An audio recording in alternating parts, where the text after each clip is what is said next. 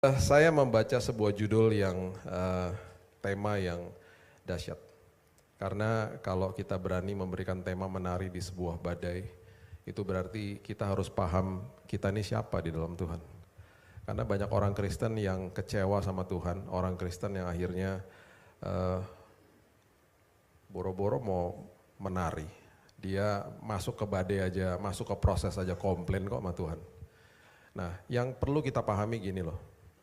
Ini saya terus ingetin jemaat, kita tuh gak lama loh di bumi ini. Alkitab katakan 70 kalau kuat 80 tahun. Jangan stres gitu ngeliatin saya tuh ayat Alkitab. Mazmur 90 ayat 10. Ayat 12-nya bilang apa? Ajari aku menghitung hari-hariku sedemikian supaya aku bertindak bijaksana. Gak lama, bahkan belum sampai masa tugasnya selesai segitu, udah dipanggil pulang sama Tuhan. Jadi kita ini hidupnya sementara kok di sini, persiapan buat nanti kekekalan yang luar biasa nantinya. Emangnya udah pernah ke sana Pak? Belum. Kenapa bisa bilang luar biasa? Karena di dalam Kristus Yesus pasti luar biasa. Amin. Pasti dahsyat. Jadi kalau di dalam hidup ini, karena dunia ini sudah jatuh ya, badai itu selalu ada. Tadi benar dikatakan apa? Tadi pagi-pagi lagi nggak apa-apa ya tadi. Terus tiba-tiba sore-sore kita udah berdoa. Itu benar. Bener kok, saya tanggal 9 Desember 2018, khotbah di Betani Surabaya. Tanggal 10-nya kolaps di kamar mandi, besoknya loh.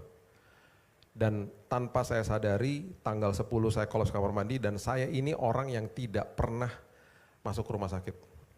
Gak pernah dirawat, bahkan gak pernah sakit, flu aja jarang gitu loh. Saya kolaps di kamar mandi, beberapa hari kemudian didiagnosa kanker darah, coba. Kenapa kok bisa nggak ketahuan Pak? Ya karena nggak pernah cek. Kenapa nggak pernah cek? Karena takut jarum, nggak berani cek darah. Selalu istri saya bilang, kamu tuh ya cek darah dong. Saya bilang, udahlah darah Kristus sudah menyucikan. Selalu ngomong gitu, karena nggak berani jarum gitu loh. Akhirnya kolaps di kamar mandi.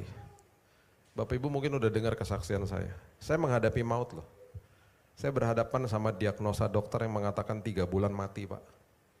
Itu yang saya lewati, itu badai yang saya hadapi di depan saya. Dan itu tiba-tiba. Dan waktu saya menghadapi badai itu, anak saya yang pertama duduk di bangku kelas 3 SMA, berhadapan sama ujian nasional. Anak saya yang kedua sedang di bangku SD kelas 6 SD, ujian nasional. Semuanya menghadapi badai, tiba-tiba loh. Dan itu kalau betul-betul kita tidak mengerti prinsip di dalam kerajaan sorga, banyak orang kecewa udah. Saya nih ya dirawat di lantai 8 waktu itu di Singapore General Hospital. Itu lantai kemo Bapak Ibu. Setiap hari yang saya dengar dan saya lihat orang nangis, orang menjerit, orang mau bunuh diri. Karena kanker tuh sakit, diobatin makin sakit. Itu yang saya lihat. Pintu kebuka di sebelah kiri saya, di ujung sana di kamar seberang lagi jerat-jerit keluarganya baru meninggal. Di sebelah saya kanker paru-paru, batuk setiap hari tuh nggak berhenti-berhenti. Saya tumpangin tangan di tembok. Dengernya aja saya kasiannya luar biasa gitu. Saya tumpangin tangan tiba-tiba setelah 2 hari nggak kedengeran lagi. Saya tanya sama susternya, itu kemana orangnya? Kok nggak kedengeran lagi? Udah baikan ya? Enggak Pak, meninggal. Sampai saya nggak berani doain orang lagi.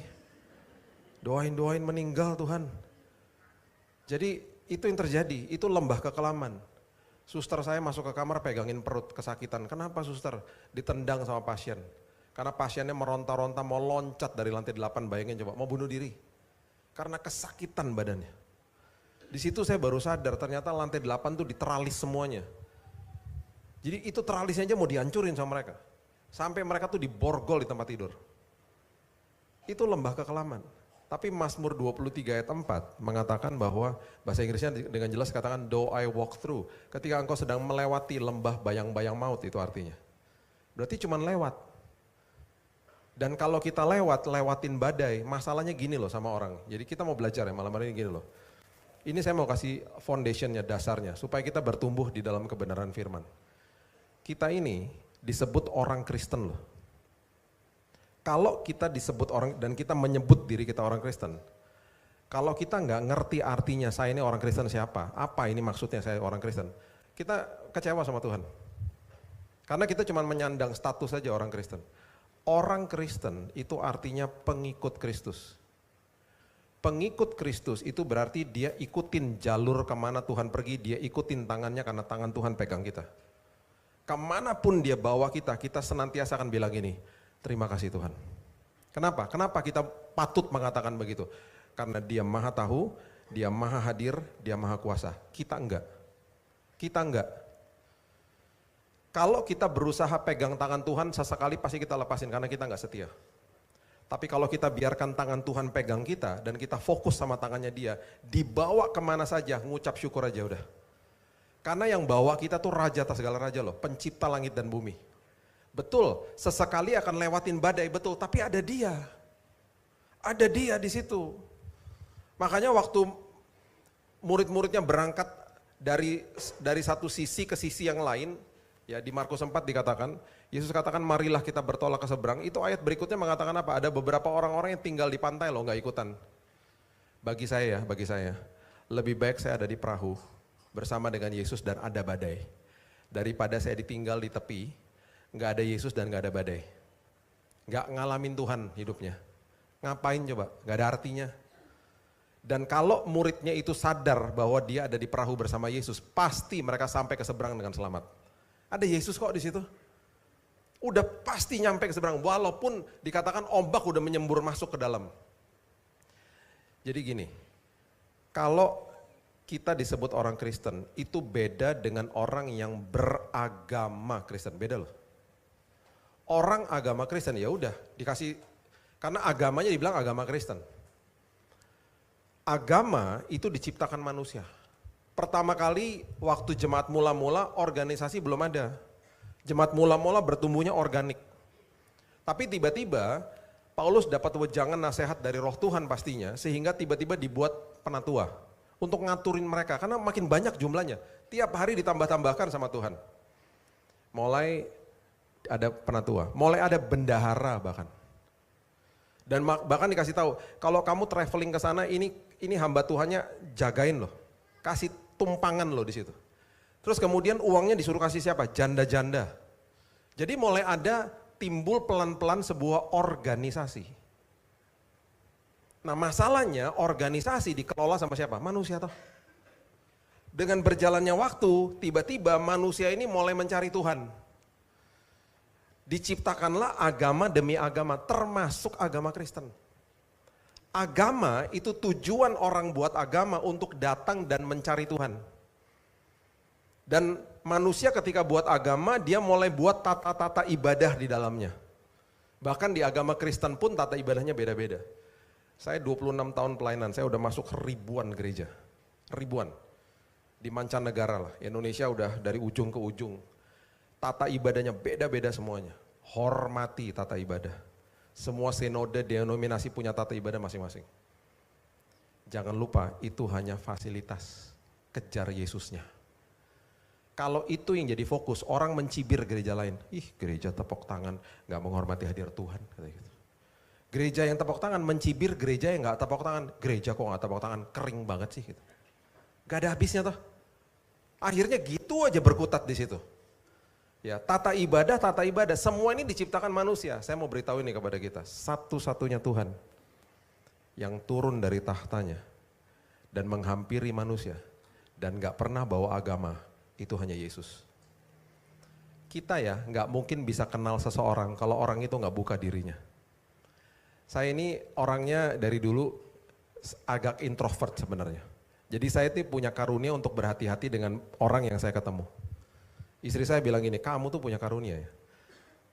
Seringkali kamu bilang orang ini begini, bener loh. Saya bisa tahu gitu ngobrol. Nah untuk orang-orang yang toksik, kita kan nggak mau buka diri. Yang penting kamu cuma tahu luar-luarnya aja lah gitu. Kalau kita ketemu misalnya meeting gitu ya. Nah berarti kita nggak akan pernah bisa kenal seseorang kalau dia nggak buka dirinya dia. Yesus tuh datang loh. Buka dirinya selebar-lebarnya. Masih nggak kenal juga orang sama dia. Karena terkurung di dalam ranah agama. Bahkan banyak orang Kristen berpikir di hari Minggu itu hari kudus. Hari Senin sampai hari Jumat, hari Sabtu apa Pak? Oh itu hari kerja. Ngawur aja. Tiap hari kudus. Apalagi tinggal di kudus. Ayo. Kalau orang yang menganggap hari Minggu hari kudus dan hari lain bukan hari kudus, munafik akhirnya.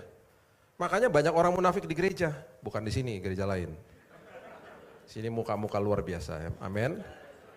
Makanya saya kenal sama seorang ibu yang udah bertahun-tahun di gereja itu, diakones gereja. Waktu kejadian saat itu saya udah kenal dia 6 tahun. Selesai ibadah disuruh, Pak Billy ikut sama supir saya Pak, dianterin pulang Pak di Jakarta. Ibu gak ikut Bu, sama keluarga. Enggak Pak, saya dianterin aja Pak. Baru 5 menit di mobilnya, supirnya tiba-tiba bilang begini, Pak ada kerjaan gak buat saya? Kaget saya, mobilnya bagus berarti gajinya bagus toh. Kenapa minta kerjaan sama saya? Tiba-tiba dia nangis. Kenapa Mas? Nangis, saya gak tahan Pak kerja di sini. Loh kenapa Mas? Tiap hari saya dianjing-anjingin Pak, dianjing-anjingin. Belok kiri salah anjing, belok kanan salah anjing, sampai saya mimpi anjing Pak. Gitu. Loh kenapa Mas? Sama siapa dianjingin? Sama ibu tadi Pak, itu kan majikan saya. Yang bener Mas. Saya kenal ibu itu udah 6 tahun, orangnya baik Mas. Tahu dia bilang apa? Kalau hari Minggu baik Pak. Kalau hari Senin sampai hari Sabtu Pak, gak karu-karuan Pak. Di rumah itu Pak, itu mbak di rumah pembantu-pembantu dianjing-anjingin Pak. Sampai anjing di rumah takut sama ibu Pak. Pak tolong saya Pak.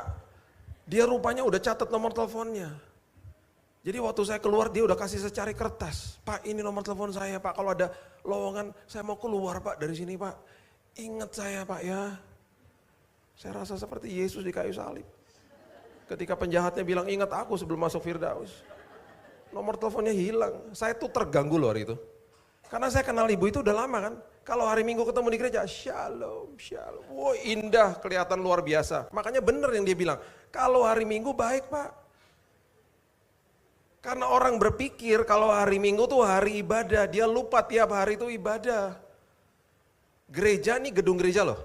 Jangan lupa loh, gerejanya saudara dan saya loh. Pengertian gereja udah berubah loh.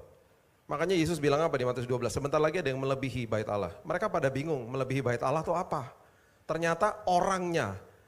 Makanya kita adalah hidup kita, tubuh kita adalah bait Roh Kudus toh. Makanya dimanapun kita pergi, tempat itu berubah jadi tempat ibadah. Karena saya gerejanya. Harusnya kan gitu. Itu namanya pengikut Kristus, bukan orang agama Kristen. Orang agama Kristen juga ada bagian-bagiannya lagi. Ada orang agama Kristen istilahnya napas. Kenapa napas? Cuma Natal sama Paskah datangnya. Ada lagi kayak gitu model-modelnya. Dan karena kalau dikelola sama manusia banyak salahnya. Tata ibadah pun banyak salah-salahnya karena dikelola manusia. Jadi hormati aja udah. Orang satu hari gembala sidangnya habis saya khotbah di sebuah kota berdoa di sini. Bilang begini, Tuhan terima kasih udah kirim Pak Billy jauh-jauh ke sini Tuhan.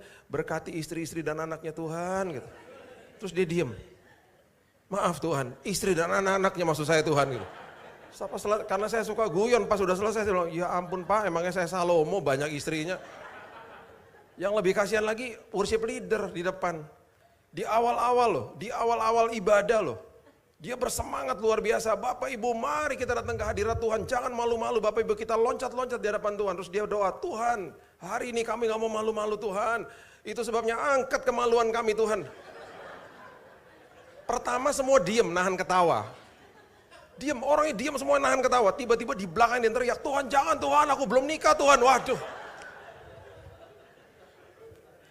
Maksudnya bener, ngucapnya salah toh. Kasian banget sepanjang ibadah udah gak bisa mimpin bener dia.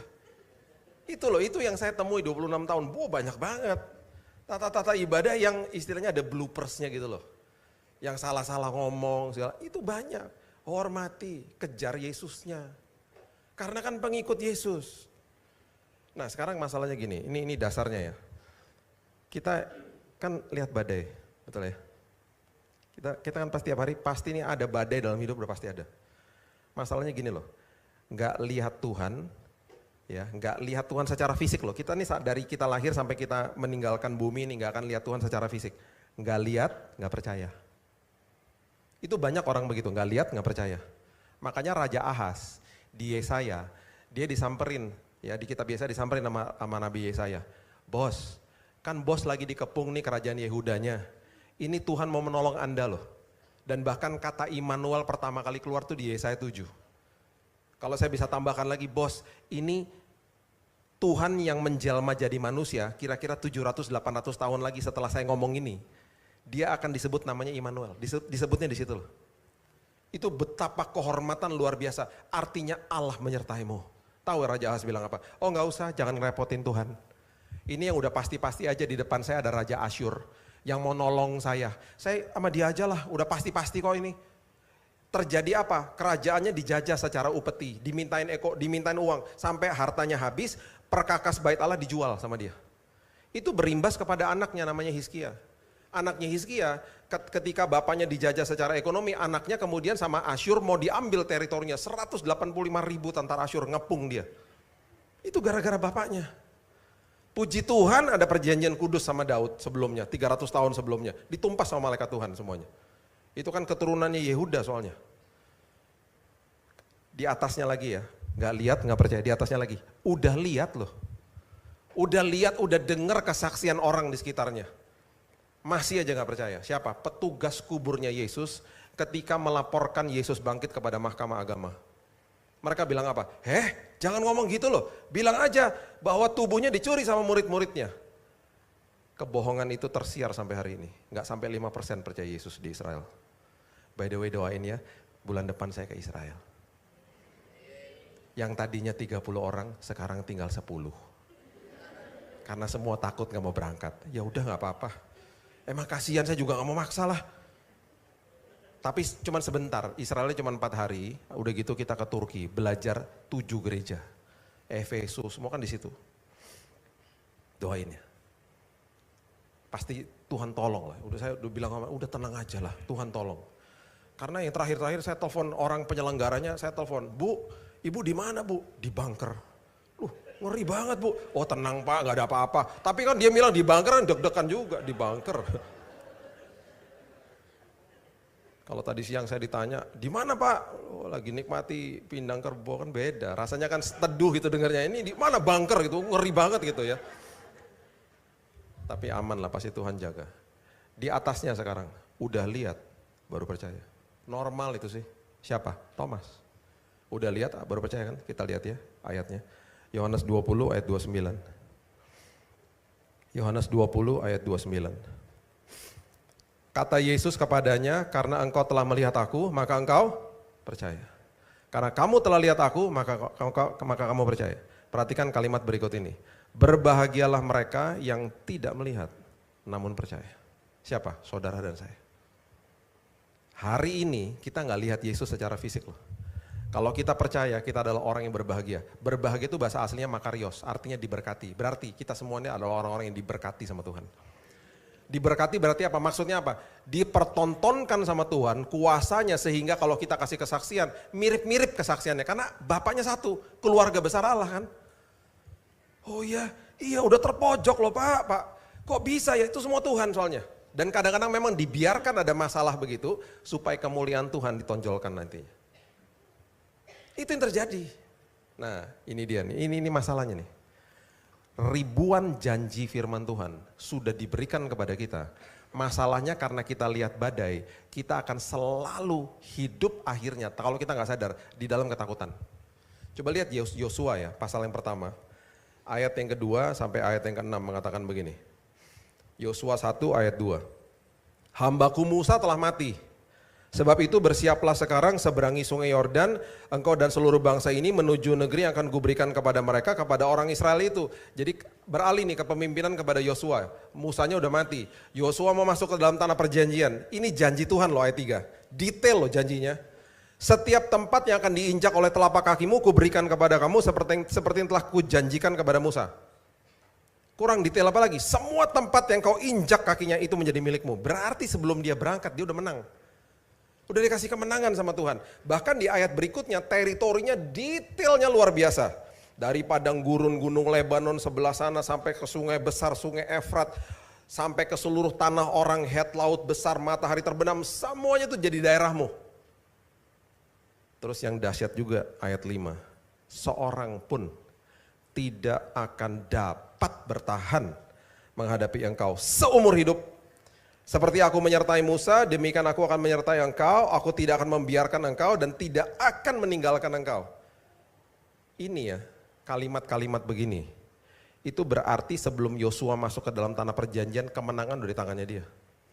Semua yang diinjak milik dia. Semua musuh berhadapan sama dia pasti kalah. Tapi tetap aja ayat berikutnya ada kalimat begini sama Tuhan. Karena Tuhan tahu dia akan berhadapan sama musuh. Dia akan berhadapan sama rintangan. Yang namanya penglihatan jasmani itu selalu mempengaruhi otak dan pikiran manusia. Dan bahkan dia akan memimpin bangsa yang susah dipimpin. Ayat berikutnya mengatakan begini, kuatkan dan teguhkan hatimu. Be strong and courageous. Ini kalimat yang sering kita lihat di plakat-plakat di rumah. Kuatkan dan teguhkan hatimu, sebab engkau akan memimpin bangsa ini memiliki negeri yang kujanjikan dengan bersumpah kepada nenek moyang mereka untuk diberikan kepada mereka. Hari ini kita nggak pimpin bangsa, kita memimpin sosok pribadi yang paling susah diatur. Siapa? Diri kita sendiri. Diri kita sendiri kita pimpin untuk menghadapi badai. Dan pribadi yang paling sering berbicara sama diri kita sendiri adalah diri kita sendiri. Kalau diri kita ini nggak ngerti kebenaran, kita akan ngasih tahu sama diri kita semua kebohongan iblis. Itu sebabnya orang bunuh diri akhirnya. Orang bunuh diri bukan karena baru kemarin aja dia stres, enggak. Bertahun-tahun bahkan. Dia bilang sama dirinya, engkau nggak layak, engkau nggak bisa, engkau bodoh. Dan dia biarkan kebohongan itu merasuki dirinya dia sendiri. Itu yang terjadi. Pribadi yang paling sulit dikalahkan adalah diri kita sendiri. Makanya Tuhan bilang apa? Kuatkan dan teguhkan hatimu. Gini loh, kita kalau lihat badai, udah pasti emosi kita takut. Saya didapat diagnosa dokter di depan saya, ya takutlah. Itu namanya reaksi, itu normal Bapak Ibu. Reaksi emosi takut itu normal. Bahkan diperlukan untuk bertindak. Kalau ada api di rumah ya kita, kan kalau ada emosi takut kan kita bertindak. Gak mungkin orang lihat api gitu, cuman api biarin aja udah gak apa-apa. Kan gak mungkin, orang panik kan, itu normal. Nah respon itu adalah reaksi yang sudah terkalkulasi. Respon itu adalah reaksi yang udah dipikirin, udah direnungkan. Respon itu gak boleh hidup di dalam ketakutan. Takut normal, hidup di dalam ketakutan tuh gak boleh. Karena orang Kristen udah punya janji Tuhan, makanya Tuhan bilang apa? Kuatkan dan teguhkan hatimu ya. Kamu akan berhadapan sama masalah. Dokter masuk ke kamar saya. Pak, ini karena kondisi Bapak udah kayak begini. Saya mohon maaf Pak, mulai besok Bapak akan dibolongin dadanya. Pengobatan akan dimasukkan lewat dada Bapak, pembuluh darah besar. 3 lubang ya Pak, yang satu kemo, satu transfusi darah, yang satunya lagi antibiotik. Karena transfusi ketika dimasukin darahnya bocor di mulut saya. Jadi saya udah dimasukin 80 kantong darah selama saya sakit. Jadi kalau tiba-tiba saya bisa bahasa Jerman, berarti ada darah orang Jerman masuk saya. Semua kantong darah tuh saya doain. Kan saya nggak tahu tuh darahnya siapa. Sampai saya bilang, Tuhan kalau perlu darah orang Yahudi Tuhan bisa bahasa Ibrani luar biasa Tuhan. Gak bisa-bisa. Itu tiap hari loh. Dan waktu dokternya datang dia bilang gini, Pak mohon maaf ya Pak. Ini 3,5 liter cairan kemo akan diinjeksi ke tubuh Bapak. Selama 1 minggu ya Pak. Dia ngomongnya pelan-pelan banget. Terus dia bilang gini, Pak 70% dari pengobatan ini gagal total Pak. Lo ngapain diobatin kalau gitu? Terus dia bilang gini, Pak 1 tetes dari cairan itu kalau jatuh ke tangannya suster, saya cuma mau kasih Bapak analoginya ya Pak. Kalau 1 tetes jatuh ke tangan suster, tangannya suster melepuh Pak. 1 tetes dari cairan, udah kayak air raksa. Jadi Bapak bisa bayangkan 3,5 liter dimasukin ke dalam tubuh Bapak. Organ-organ di tubuh Bapak melepuh Pak. Hancur Pak. Jadi habis seminggu setelah pengobatan, Bapak akan masuk ICU. Bapak akan koma. Bapak akan pakai alat bantu pernafasan. Bapak mati Pak habis itu. Ngapain diobatin? Karena udah gak ada harapan. Saya harus ngomong begini supaya Bapak sama Ibu tanda tangan kalau Bapak meninggal Ibu tidak akan tuntut rumah sakit. Ayo digituin saya. Paginya kok bisa Roh Kudus udah ingetin dan kasih renungan harian dari Amsal 4 ayat 20 sampai 23. Bunyinya apa toh? Arahkan telingamu kepada ucapanku. Simpan di dalam lubuk hatimu. Apa? Firman. Karena itu sumber dari kehidupan dan kesembuhan tulisannya. Wow, pagi-pagi loh Tuhan udah kasih itu. Jadi waktu dokter itu ngomong, keluarlah tiba-tiba pewahyuan dari hati saya katakan kepada istri saya dan akhirnya bisa memberkati orang-orang yang sakit hari ini. Karena banyak yang mengutip kata-kata itu. Apa saya katakan? Sayang, yang dokter barusan katakan itu kenyataan hidup. Yang tadi pagi kita baca itu kebenaran firman. Kenyataan harus tunduk sama kebenaran. Karena kebenaran yang akan mengalahkan segala-galanya. Yuk kita lihat kuasa Tuhan, bukan kebesaran masalah kita. Sambil nangis saya ngomongnya. Sejak saat itu, doa saya berubah. Tuhan ingetin begini, Bill, aku udah katakan selesai loh di kayu salib. Jangan minta-minta kesembuhan lagi. Bilang terima kasih, kesembuhan sudah disediakan di kayu salib. Oh berubah doanya besok. Tuhan terima kasih, perjamuan kudus. Kuasamu, kesembuhan sudah aku terima Tuhan. Tiap hari, kondisi makin buruk aku ngomong gitu terus. Gak peduli. Tuhan pernyataan iman, kuatkan dan teguhkan hatimu kan.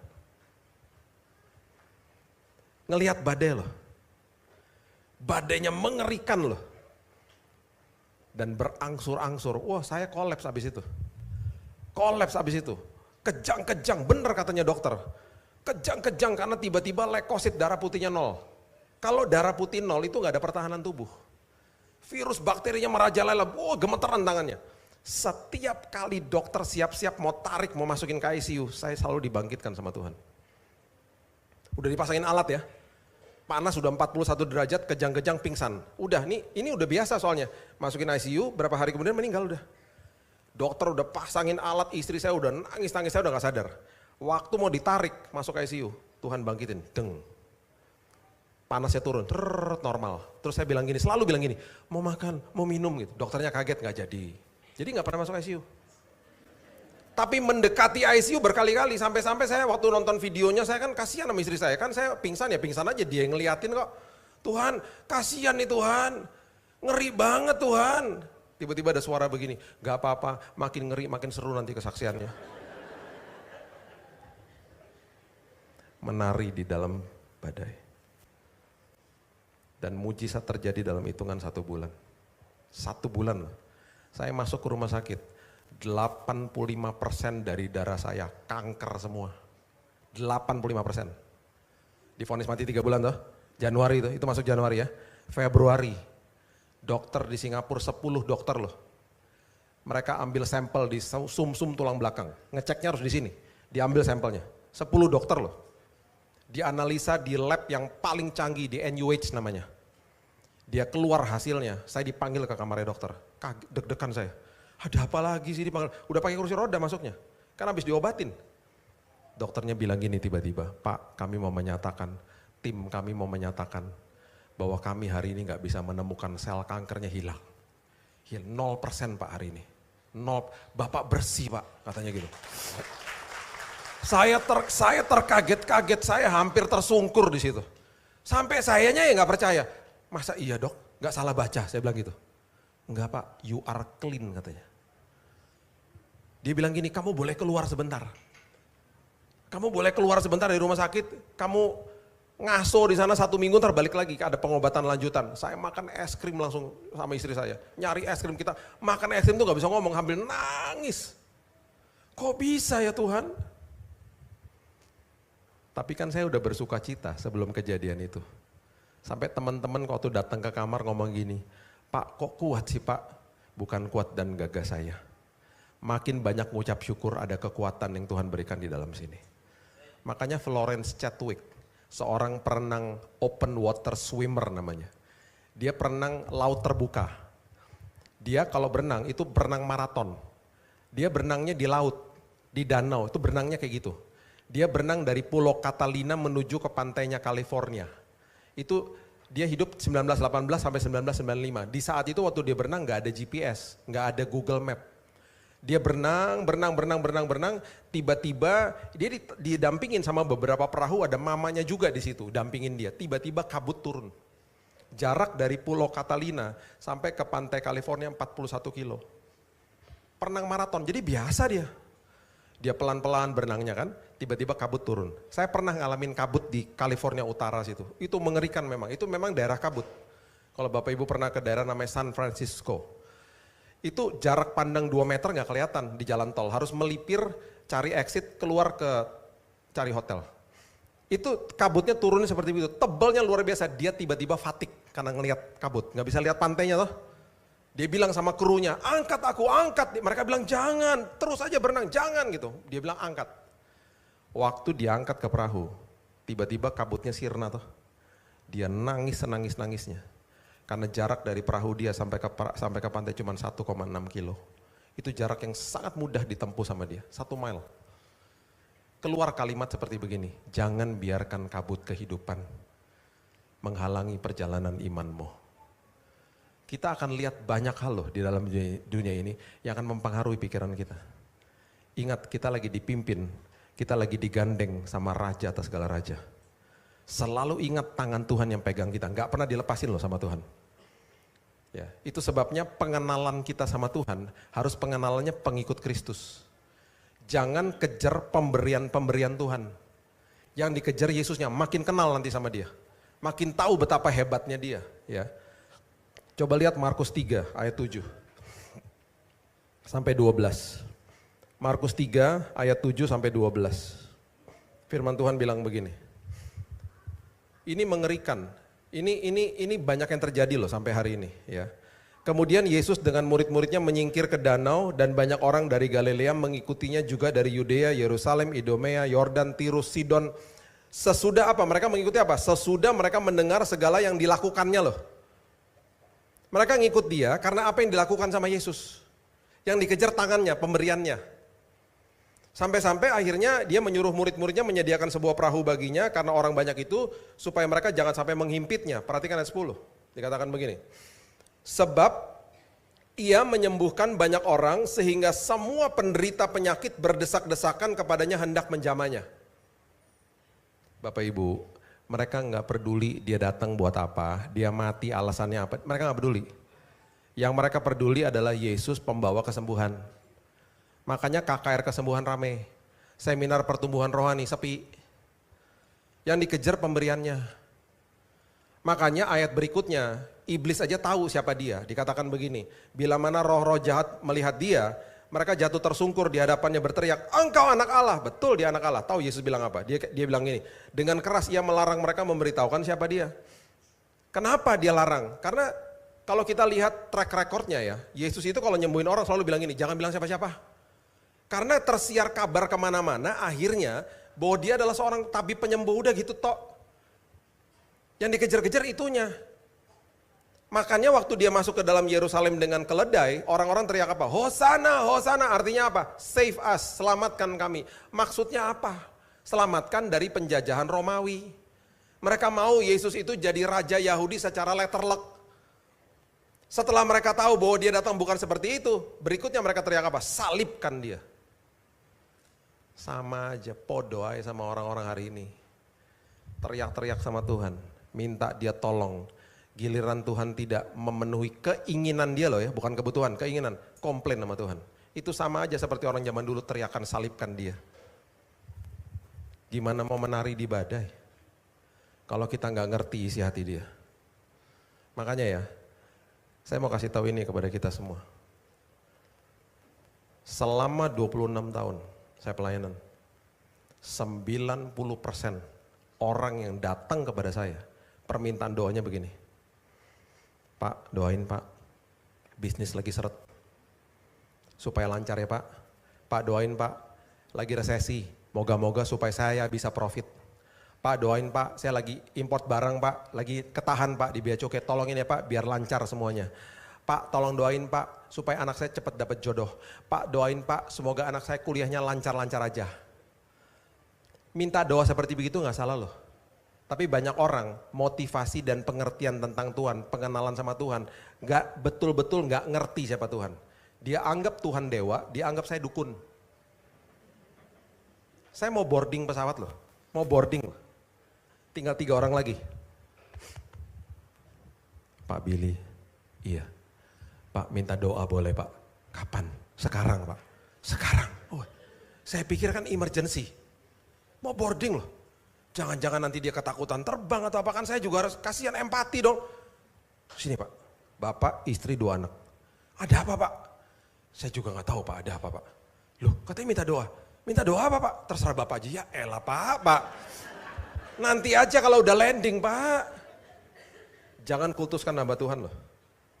Hamba Tuhan bukan mediatornya Yesus yang memperdamaikan manusia dengan Tuhan. Saya ini hanya penyampai kabar keselamatan. Jangan kultuskan hamba Tuhan, mentang-mentang hamba Tuhan berdiri di mimbar, mentang-mentang di mimbarnya lebih tinggi berarti lebih dekat ke sorga, enak aja. Jangan loh. 10 tahun lalu saya doain 7 orang sakit dalam 1 tahun meninggal semua, ayo. Ayo. Aku tadi ya mau minta didoain Pak Billy gak jadilah. Takut aku. Meninggal loh, sampai 10 tahun lalu itu sempat tersiar kabar-kabar beberapa orang sampai tahu, sampai saya dapat telepon loh. Pak, gini loh Pak, ini Papa sedang sakit keras Pak. Udah gak ada harapan kata dokter Pak. Ini loh Pak, kita nih dengar Pak Billy nih kalau doain orang cepat ketemu Yesus Pak. Jadi Pak, kita mau undang Bapak ke rumah. Untuk apa? Doain Papa. Doain apa? Oh jawabannya rohani Pak, supaya yang terbaik terjadi katanya. Supaya Papa mati, maksudnya gitu, dipanggil pulang Tuhan. Ini gak meninggal papanya soalnya. Sakit lama gak meninggal. Karena kenal ya saya datang sama istri saya. Di mobil saya bilang gini sama istri saya, lucu ya. Biasanya hamba Tuhan dipanggil untuk doa kesembuhan, ini doa kematian. Gimana? Sampai di sana ya kita doa dong. Om doa ya om gitu. Lagi tengah-tengah doa si omnya ngomong gini sama saya, depan keluarganya. Kan saya datang sama istri saya. Yang saya lihat datang lebih dari 2 katanya. Jadi lebih dari saya sama istri saya. Keluarganya kisruh, malaikat penjemput katanya. Ampun. Selesai berdoa, pulang, seminggu setelah itu dapat telepon. Pak, mujizat terjadi Pak. Aduh kaget saya. Mujizat apaan? Papa sembuh total katanya. Seperti dapat organ baru Pak, bisa jalan-jalan Pak, luar biasa Pak. Pulih Pak hidupnya. Kaget saya. Saya kasih tahu istri saya, itu si om sembuh loh. Istri saya bilang gini, luar biasa, pasien pertama sembuh. Yang lain mati semua. Jangan kutuskan hamba Tuhan. Orang kusta, Lukas 17, yang sembuh disembuhin Tuhan berapa orang? Ayo ingat gak? 10 toh? Yang balik berapa? 1. Nanti baca sendiri di rumah ya, mengingat waktu ya. Nanti ini banyak saya mau kasih soalnya. Nih ya, nanti perhatikan, baca ayatnya betul-betul. Waktu yang 1 balik, dia terkesima sama sang pemberi loh. Yang 9 terkesima sama pemberian Tuhan. Sembuh, kabur. Yang 1 waktu kembali, nanti lihat ayatnya. Yesus bilang apa? Mana yang lain? Rupanya ada layer berikutnya, ada tambahan berikutnya yang mau diberikan. Di dalam Alkitab bahasa Indonesia dikatakan imanmu menyelamatkanmu. Di dalam Alkitab bahasa Inggris lebih jelas dikatakan gini, your faith has made you whole. Whole bahasa aslinya adalah kesembuhanmu sempurna. Maksudnya apa? Yang 9 disembuhkan dari kusta toh, bekasnya masih ada. Makanya Yesus bilang, mana yang 9? Kabur. Yang 1 datang bilang gini, terima kasih Tuhan. Yang 1 terkesima sama sang pemberi. Carilah dahulu kerajaan Allah dan kebenarannya, segala sesuatu akan ditambahkan dalam hidupmu. Yang 1 ini bukan sekedar disembuhkan, bekas kustanya hilang. Yang 9 cari kerjaan susah, karena bekas kusta. Yang 1 cari kerjaan gampang. Kalau dia nggak bersaksi, orang nggak tahu dia bekas pengidap kusta. Dahsyat kan Tuhan? Ada tambahan-tambahan lagi. Makanya terkesimalah sama sang pemberi. Anak saya Keaton, anak-anak kita lah ya. Waktu masih kecil dikasih kado, pasti kabur sama kadonya, sama pemberiannya. Terus kita sebagai orang tua bilang apa? Bilang apa? Gitu kan? Mereka waktu bilang terima kasih, kita juga nggak dilihat. Mereka lihat sambil lihat kadonya, terima kasih, thank you daddy, thank you mami. Mereka nggak lihat kita. Mereka terkesima sama pemberiannya toh. Tiba-tiba anak saya Keaton waktu di umur 9 tahun saya beliin dia Lego karena dia ulang tahun. Tiba-tiba dia bilang gini sama saya, Dad, tadi waktu bayar itu nggak pakai uang ya? Loh iya pakai uang, loh itu cuma kartu aja, itu artinya kredit card. Oh berarti nggak pakai uang, pakai, nanti kalau ada tagihannya datang nangis kita kadang-kadang. Terus dia tiba-tiba bilang gini, Daddy aku punya solusi. Solusi apa? Aku pernah pergi sama Oma pergi ke sebuah mesin.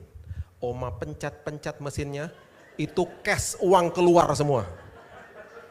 Jadi kalau Dedi nggak punya uang, pergi ke mesin itu pencet, uang keluar. Saya bilang kamu pergi ke mesin itu pencet, saldonya 0, ketelen langsung itu kartunya. Di situ dia mulai belajar ini semua nih pakai uang. Dia pulang ke rumah dia nggak buka kadonya. Dia gelendotan sama saya. Malam dia tidur sama saya. Dia berulang kali bilang apa? Dedi, thank you ya. Terima kasih ya, Dad. Baru besoknya dia buka kadonya. Istri saya bilang gini, wow, udah dewasa dia. Dia terkesima sama kamu, bukan sama kadonya. Pertanyakan itu kepada diri kita. Saya ini terkesima sama Yesus gak sih? Kalau kita terkesima sama Sang Pemberi, kita menari di dalam sebuah badai. Karena kita gak kejar pemberiannya dia. Kita gak kejar tangannya dia, kita kejar hatinya dia. Itu namanya orang Kristen, pengikut Kristus. Orang Kristen, pengikut Kristus akan bisa menjawab 5 pertanyaan dalam hidupnya. Dia akan tahu identitasnya dia. Dia tahu dia serupa dan segambar. Dia tahu bahwa orang punya opini sama hidupnya dia. Orang ngata-ngatai dia, dia akan bilang gini, itu kan opini kamu. Firman Tuhan bilang aku lebih daripada pemenang. Dia ngerti identitasnya. Dia ngerti dia berasal dari mana.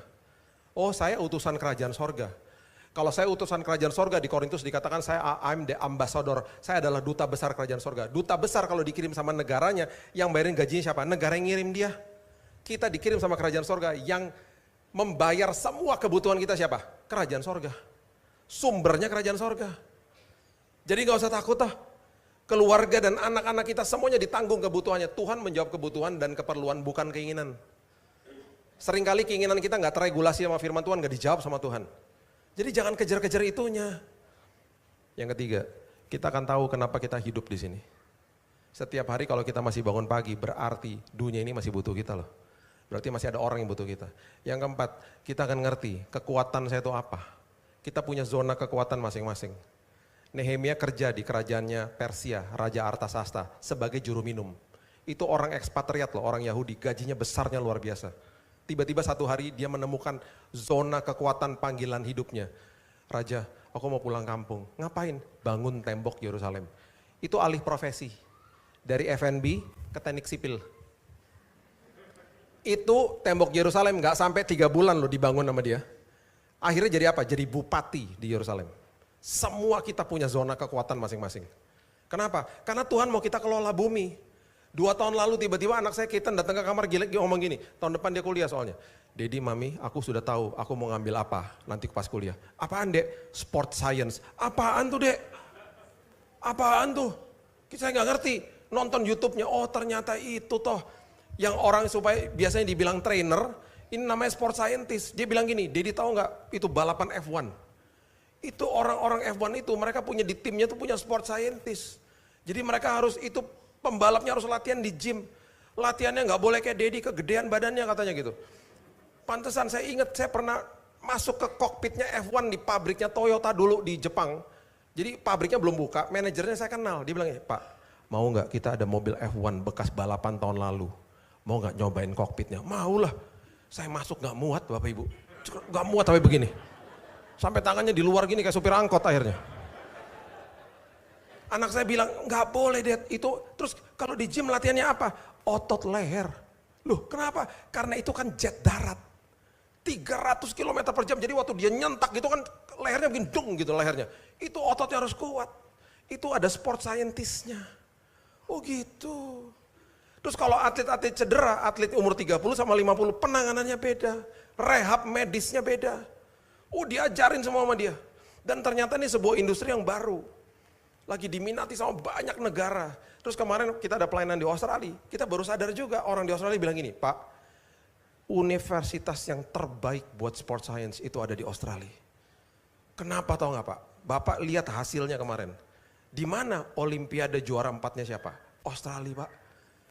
Australia penduduknya cuma 26 juta, lebih banyak Jawa Barat loh. Bisa juara 4 karena mereka jagoan untuk ngatur atletnya, latihannya luar biasa. Ini sebuah bidang yang baru, saya bilang sama anak saya, luar biasa ya. Iya Dad, ini bidang yang baru yang dulu gak ada, itu zona kekuatan, dia paham panggilan hidupnya. Dan yang kelima, kita akan tahu setelah ini kita mau kemana. Bapak Ibu, jangan banyak komplain hari ini. nanti di detik kita menginjakan kaki di kekekalan. Kalau Tuhan izinkan kita lihat apa yang kita hidupi hari ini, banyak yang malu loh nanti. Kalau saya tahu ya betapa indahnya kekekalan bersama dengan Tuhan, kenapa dulu saya banyak komplain ya? Karena ini semuanya hanya sementara loh. Jangan berduka seperti orang-orang yang tidak memiliki pengharapan, kata Tesalonika. Dan memang susah. Kita kan gak didesain untuk pisah sama orang yang kita kasihi. Padahal kalau kita pikir-pikir, mereka tuh dipanggil pulang ke rumah Tuhan loh. Cuman karena kita belum pernah lihat rumah Tuhan. Kita pikir kita terpisah selama-lamanya. Mana ada orang dapat kabar gini, kamu tahu gak, si itu meninggal. Ya ampun, asik banget, udah berangkat duluan ya. Aduh asik banget, aku kapan ya gitu. Bahkan gak ada kayak gitu. Mana ada orang datang ke rumah duka lihat jenazahnya gini, ya ampun aku kapan ya. Enak banget kamu udah pulang duluan. Gak ada orang kayak gitu. Gak ada, kecuali kita pernah lihat ke sana kan, kita pengen pulang pasti. Iya dong, karena kan mata kita kan terpengaruh. Iya kan? Saya karena udah pernah ke Kudus, karena mata saya terpengaruh sama lidah saya, waktu mau kesini lagi, wah pindang kerbau. Paham ya Bapak Ibu ya? Saya tutup dengan ini ya. Ini kalau kita berani memberikan tema ini hari ini, dan saya mau kuatkan kita semuanya. Kita harus paham betul-betul kita adalah pengikut Kristus. Yang kita kejar adalah isi hati Dia. Terima yang terbaik untuk memberikan yang terbaik. Daniel pasal yang ketiga, saya kasih ayat terakhir ini. Daniel pasal yang ketiga ayat 17 dan 18. Besok datang lagi Bapak Ibu jam 6 sore di tempat yang sama, di tempat ini. Kita akan lanjutkan pelajaran ini. Daniel pasal yang ketiga ayat 17, ini cerita tentang Hanaya, Misael dan Azaria. Atau yang kita kenal dengan nama Sadrak, Mesak dan Abednego. Mereka diperhadapkan dengan tungku api. Mereka kalau nggak menyembah dewa yang didirikan sama Raja Nebukadnezar, mereka dimasukkan ke dalam tungku api alias dibakar hidup-hidup. Oke, perhatikan pernyataan mereka. Ini membuat saya merinding. Jika Allah kami yang kami puja sanggup melepaskan kami. Sanggup melepaskan kami. Sanggup nggak? Sanggup lah. Mereka juga tahu. Maka ia akan melepaskan kami dari perapian yang menyala-nyala itu dan dari dalam tanganmu ya Raja. Ini banyak orang di level ini. Kami tahu kok Tuhan kami sanggup. Perhatikan ayat 18. Dimulai dengan kalimat ini, tetapi seandainya tidak. Tetapi seandainya tidak terjadi sesuai dengan keinginan kami akan mati martir di dalam tungku api. Mereka bilang begini, hendaklah Tuanku mengetahui ya Raja, bahwa kami tidak akan memuja dewa Tuanku dan tidak akan menyembah patung emas yang Tuanku dirikan itu. Kalau mereka hanya sekedar mengejar pemberian Tuhan, mereka akan bilang gini, Tuhan kami sanggup kok. Tapi ketika mereka udah di ujung daripada itu semuanya dan mereka ngelihat kayaknya tangan Tuhan belum menolong mereka kan nggak tahu Tuhan akan berada bersama-sama dengan mereka di dalam tungku api. Tidak ada sehelai dari jubah mereka yang terbakar. Kita kan udah tahu ceritanya, mereka kan nggak tahu. Mereka lihat prajurit yang memanaskan tungku api pada mati semua kok. Kalau mereka nggak kuat iman, mereka hanya sekedar mengejar pemberian Tuhan, mereka pasti ngomong gini bertiga, udahlah guys, kita nyembah aja lah, udahlah. Nanti habis kita nyembah, kita minta ampun sama Tuhan, udah gitu aja beres. Dibakar hidup-hidup, mau aku. Gak mau, makanya sekarang kan regu tembak harus nembaknya ke sini. Sepersekian detik harus mati orangnya. Di Amerika lethal injection. Seperti orang dibius, itu gak manusiawi, dibakar hidup-hidup loh. Waktu mereka bilang, tetapi seandainya tidak. Mereka lagi menyatakan kepada kita semuanya, kami adalah pengikut Tuhan. Dengan kata lain, komitmen kami kepada Tuhan tanpa syarat. Di dalam badai, mengucap syukurlah. Karena kita lagi dipegang tangan sama seorang pribadi yang maha tahu, maha kuasa, maha hadir. Dia udah ada di hari esok kita loh. Menyiapkan yang terbaik di besok. Kita belum di situ. Dia udah di situ. Itu sebabnya tersenyum setiap hari. Ya, saya tutup dengan kisah ini. Teman saya, mereka lagi menyiapkan ibadah buat hari Minggu di sebuah gereja kecil di Jakarta. Mereka keluarga muda, bapak, istri dan anak yang masih kecil. Mereka menyiapkan ruang ibadah di hari Sabtu untuk ibadah hari Minggu. Setelah siapkin ruang ibadah di sebuah gereja yang kecil itu, keluarga yang sederhana ini pulang ke rumahnya. Mereka mau menikmati hari Sabtu malam bersama. Mereka nggak tahu waktu mereka buka pintu rumahnya, gasnya bocor. Gasnya meledak. Istrinya meninggal. Suami dan anaknya luka bakar. Waktu dia ketemu sama saya, dia bilang begini, sampai kapanpun Kak, Tuhan Yesus itu setia dan sangat baik bagiku. Bagi saya, itu orang sedang menari di dalam badai.